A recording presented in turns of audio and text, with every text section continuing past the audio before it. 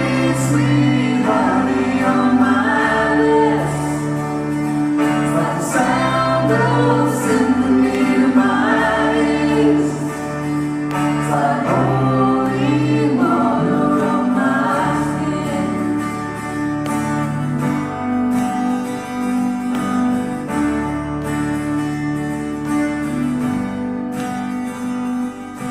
I don't wanna abuse your grace. God, I need it every day. It's the only thing that ever really makes me wanna change. I don't wanna abuse your grace. God, I need it every day. It's the only thing that ever really makes me wanna change.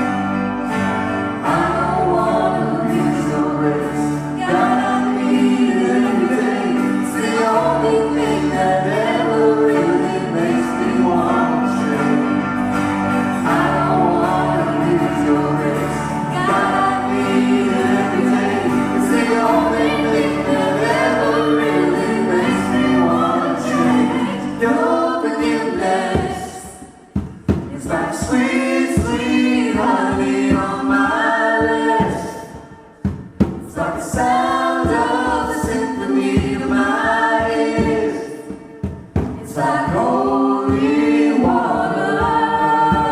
Your forgiveness. It's like sweet, sweet honey on my lips. It's like the sound of a symphony to my ears. It's like holy water on my skin.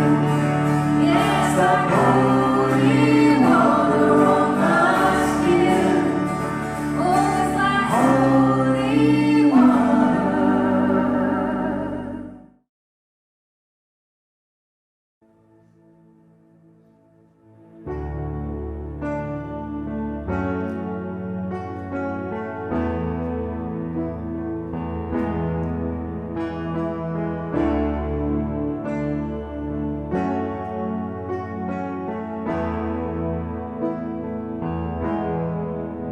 You give life, you are love, you bring light to the darkness, you give hope, you restore every heart that is broken.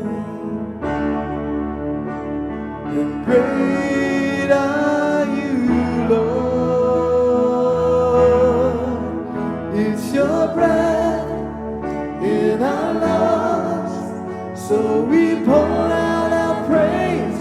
We pour out our praise. It's your breath in our lungs, so we pour out our praise to you only. Great are you, Lord. You give life, you are love, you bring light to the darkness, you give hope, you restore every heart that is broken. Great are you, Lord. It's your breath in our lungs,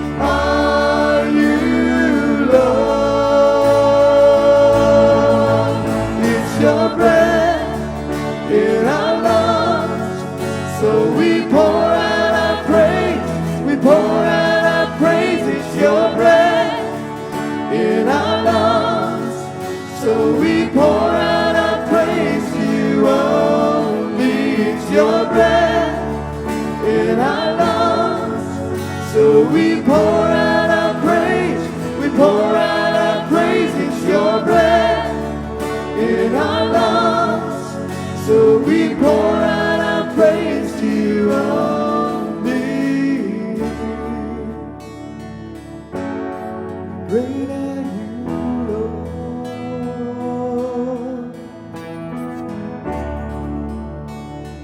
Great are you, Lord.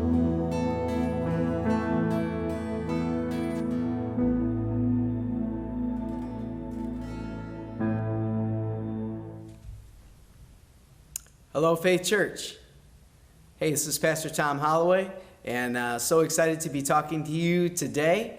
As you watch this, it'll be Sunday morning. We will also be live on our Facebook, and so hopefully you can join us either watching this sermon here or watch us live, or hopefully you would come to our drive-in church on Sunday morning at 10:30. Either way, I just want to speak to you this morning about this series that we're in. This is week 3 of our series, and it's called Victory. And so we're looking at some positive news that God is for us. He has our back. God is undefeated. So in this time of trepidation, we can look back and just know that God has our back and that God has defeated the enemy. And we're living under grace. We're living in a time where Christ has risen. But this can also be, obviously, it's a very difficult time. And so many of you have questions, and we all have questions.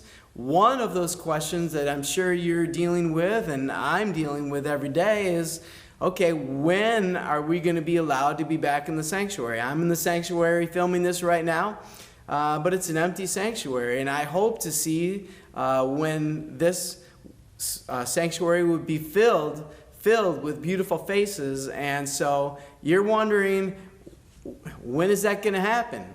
And we're wondering that too. And so as we wade through the next few weeks of the governor's implementation of, staying at home, as we kind of near that, we'll be getting information out to you. We don't exactly know what that's going to look like in the future, but there's one thing I can guarantee, that no matter when it is that we come back in the sanctuary, some of you will say, that's too early.